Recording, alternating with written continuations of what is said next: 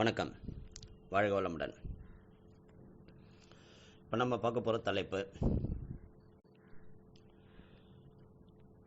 கிட்டத்தட்ட 830 YouTube message, ஒவ்வொரு நாளும் குறைஞ்சது 1 என்ன மெசேஜ் ரெக்கார்ட் பண்ணுறதுக்கான என்னுடைய குரல். சில நேரங்களில் தொடர்ந்து 12 மணி நேரம் கிளாஸ் நடத்தும் போது 2013 ஒரு தடவை 2 நாட்களில் 19 மணி நேரம் தொடர்ந்து என்னோடய குரலை உபயோகித்து கிளாஸ் நடத்தும் போது ஏற்பட்ட சில பிரச்சனைகள், அதாவது குரல் கம்மி போகிறது, குரல் சுத்தமாக இல்லாமல் போகிறது, பேசும்போது தொண்டையில் வலி ஏற்படுவது போன்ற பல பிரச்சனைகள் சந்திச்சிருக்கிறேன். அதே போல் சில நேரங்களில் யோசித்து பார்க்கும்போது நம்மளுக்கே இந்த எப்பயோ ஒரு தடவை கிளாஸ் எடுக்கிற நமக்கு இந்த மாதிரி கஷ்டங்கள் இருக்கும்போது நிறைய இந்த டப்பிங் பேசக்கூடிய நடிகர்கள், மேடை பேச்சாளர்கள் எலெக்ஷன் டைமில் எவ்வளோ கஷ்டப்பட்டிருப்பாங்க. அதே போல்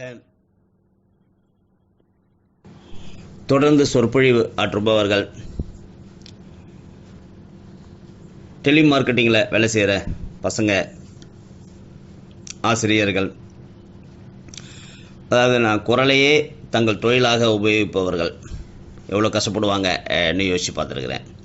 அதனால் இன்றைய தலைப்புங்கிறது குரல் பாதுகாப்பு, அதாவது வாய்ஸ் ப்ரிவென்ஷன்ங்கிற ஒரு தலைப்பு.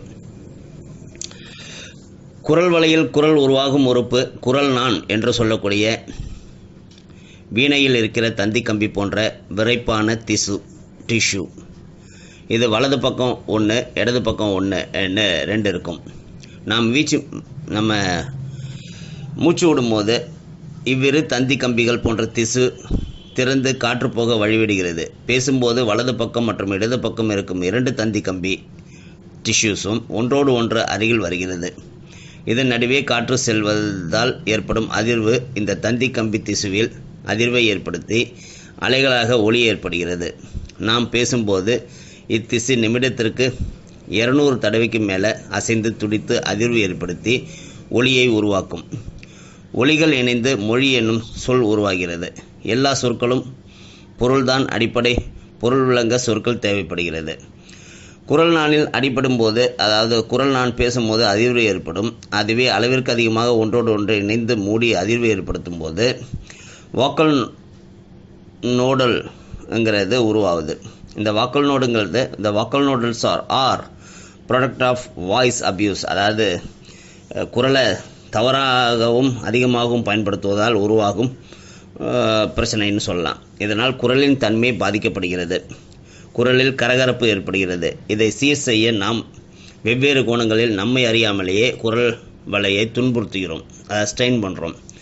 அதனால் கழுத்தில் வலி, தொண்டையில் பேச இந்த புண் போன்ற வலி ஏற்படுவதுங்கிற பிரச்சனைகள்லாம் வருவது. இவ்வாறு குரல் மூட்டு ஏற்பட்டாலும் அல்லது குரலை தொழிலாக கொண்டவர்கள் குரல் பாதுகாப்பு நடவடிக்கைகள் எடுக்க வேண்டும். அதாவது குரல் பாதுகாப்பிற்கு பயிற்சி செய்ய வேண்டும். இந்த வாக்கல் நோடல்ங்கிறத 2 டைப்பாக பிரிக்கலாம். ஒன்று சாஃப்ட் நோடல், இன்னொன்று ஹார்டு நோடல்னு 2ஆக பிரிக்கலாம்.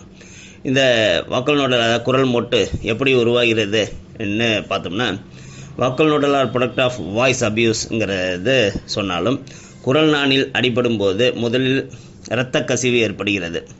இந்த இரத்த கசிவு உண்டான இடத்தில் புதிய இரத்த ஓட்டம் ஏற்படுகிறது. அந்த இரத்த ஓட்டத்தில் புதிய நார் திசுக்கள் உருவாகிறது. அவை ஒன்று சேர்ந்து கட்டியாக மாறுகிறது.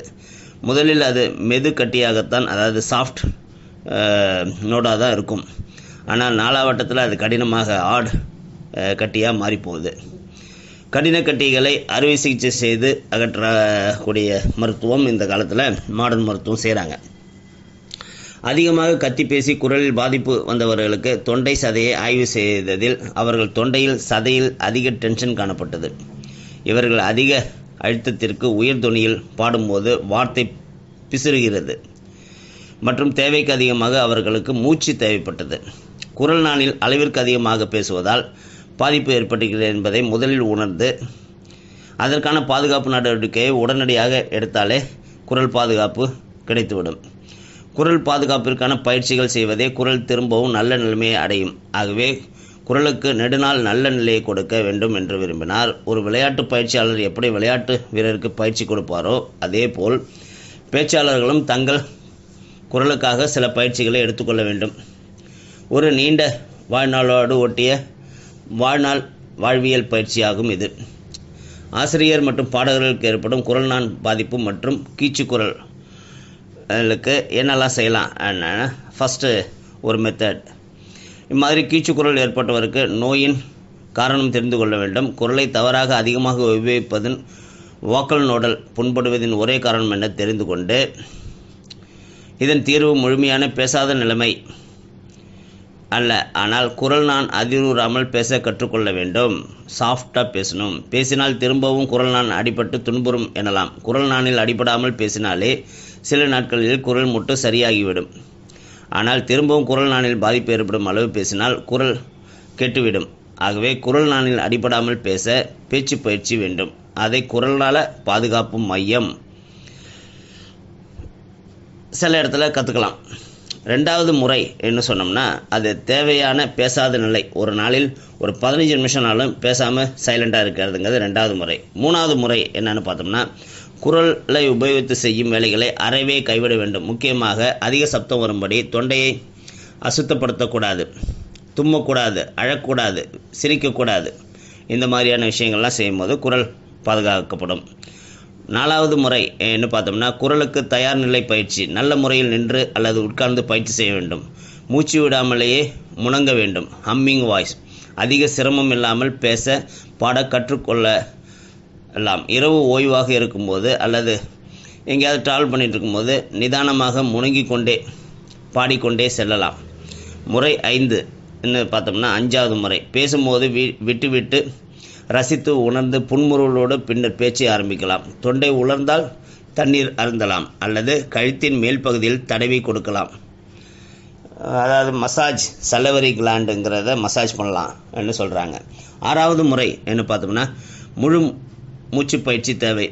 அனைத்து விளையாட்டு வீரர்களும் ஓட்டப்பயிற்சி எப்படி தேவையோ அதுபோல் பேச்சுக்கு முழு மூச்சு பயிற்சி தேவை. ஏழாவது முறை என்ன பார்த்தா நோய்க்கு உடனடி நிவாரணம். முக்கியமாக மூக்கு, கை, கால், தொண்டை மற்றும் மார்பு சளிக்கு உடனடி நிவாரணம் தேவை. ஆகவே பேசுவதை தெளிவாகவும் சுலபமாகவும் மெதுவாகவும் ஆரம்பிக்க வேண்டும்.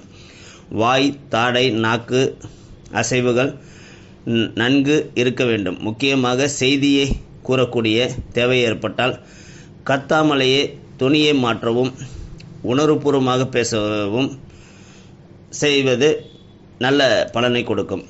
குரலுக்கு பாதுகாப்பு என்ன எடுத்துக்கிட்டோம்னா நல்ல உடல்நலம் தேவை. அடிக்கடி சளி பிடித்தல் குரல் பாதிக்கப்படும். ஆகவே இம்மாதிரி நேரங்களில் உடனடியாக நல்ல மருத்துவத்தை அணுகி நல்ல உணவு பழக்கத்துக்கு வந்து உடல்நலம் பாதுகாக்கப்பட வேண்டும். உடல் ரீதியாகவும் மன ரீதியாகவும் டென்ஷன் தேவையில்லை. ஆனால் உடல் அழுத்தத்தை குறைக்க தினமும் ஜாகிங், வாக்கிங் போன்ற பயிற்சிகளை தொடர்ந்து செய்வதுங்கிறது அழுத்தம் கொடுக்கக்கூடிய பயிற்சிகளை, வெயிட் லிஃப்டிங் மாதிரியான விஷயங்களை தவிர்க்க வேண்டும். உணவு தரமானதாக இருக்க வேண்டும். அதிக சர்க்கரை மற்றும் உப்பு சேர்க்க வேண்டாம். இனிப்பு தொண்டையை உலர்த்திவிடும். ஆகவே பாடும் முன் இனிப்பு கலந்த ஆகாரம், தண்ணீர் அருந்த வேண்டாம். நிறைய வேண்டிய அளவு தண்ணீர் அருந்தவும். காஃபி, ஆல்கஹால் போன்றவை கண்டிப்பாக கூடாது. இந்த போதை வஸ்துகள் கண்டிப்பாக தொண்டையை காய்ந்து போக வைத்துவிடும். நல்ல காற்றோட்டமான அறையில் அமரவும். புகைப்பிடித்தல் மற்றும் புகையிலை மெல்லுதல் தவிர்க்கவும். தொண்டையில் மரத்த தன்மை கொடுக்கும் மிட்டாய் சாப்பிடக்கூடாது. அது குரல் வலையை கண்டிப்பாக பாதிக்கும். நெடுநேரம் பேச வேண்டியிருந்தால் சில மெதுவான குரல் வள அசைவு பேச்சு பயிற்சியை 10 நிமிடம் செய்ய வேண்டும். உங்கள் குரல் எப்படி இருக்கிறது என்று அலசி பார்க்கவும். இந்த பயிற்சி கண்டிப்பாக பலன் கொடுக்கும். முதலிலேயே கீச்சு குரல் தொண்டையில் ஆரம்பித்தால் அது சிரமமாக முடியும். கத்துவதையும் அதிகமாக தொண்டையை சுத்தப்படுத்துவதையும் பலமாக சிரிப்பதையும் தவிர்க்கவும். குரலை சரியாக வரவில்லை என்றால் திரும்பவும் அவ்வாறு குரலை உபயோகிக்க வேண்டாம். பேசும்போது தவறாக குரல் வளையை உபயோகித்து இருக்கிறோம் என்று உணரும் விதம். தொண்டையை தொட்டால் வலி. பேச்சு முடிவில் தொண்டையில் கட்டிவிடும்.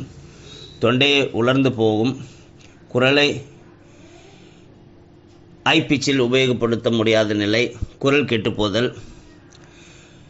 இன்னும் பல விஷயங்கள் இருக்குது.